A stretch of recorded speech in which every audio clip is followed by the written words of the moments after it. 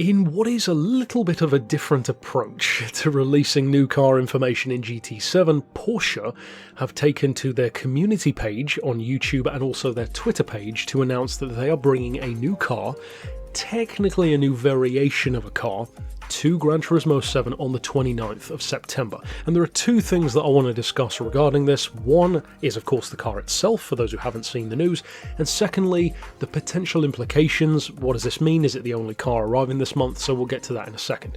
First of all, the Vision GT Spyder, which is what this new one is of course just a variation of the existing hardtop Vision GT car. So well over 1,000 horsepower, you can safely assume, and overall it will probably have, we can assume from its visuals at least, a fairly similar, if not exactly the same approach to performance. Now with that being said, it could turn out to be completely different because they haven't officially announced the details, but it certainly looks to be an open-top version of the same essential platform. I would personally kind of like it if it were different, maybe even slower, like a half-powered version that has a lower point level that you can use in certain events, but I highly doubt that that's going to be the case. Now it's coming to the game on the 29th of this month, and that of course brings us to the concern which some players may have. A justified concern, because of course this is not the kind of way we would typically get news about a new car. Even leaks, it's typically more than one when it leaks, but does this mean we're only getting one car this month? Well, I certainly don't claim to know for a fact either way in that regard, but if I were a betting man, I would say I don't think it's going to be the only car to come this month. I believe that Porsche announced it because it's their car and they have a vested interest in bringing more attention to said car rather than allowing it to just be included in a pack of 3.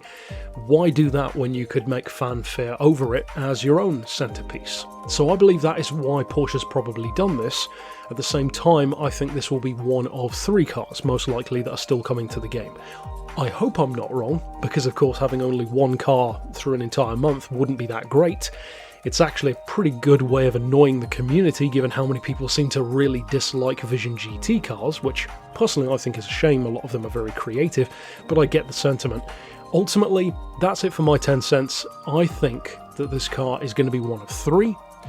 I don't particularly care that it's coming to the game, but from a design perspective, sure, why not?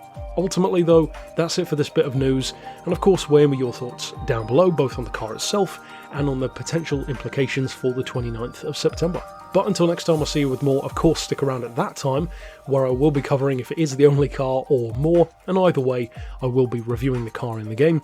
And of course, until next time, I'll see you then. But for now, as always, thanks for watching.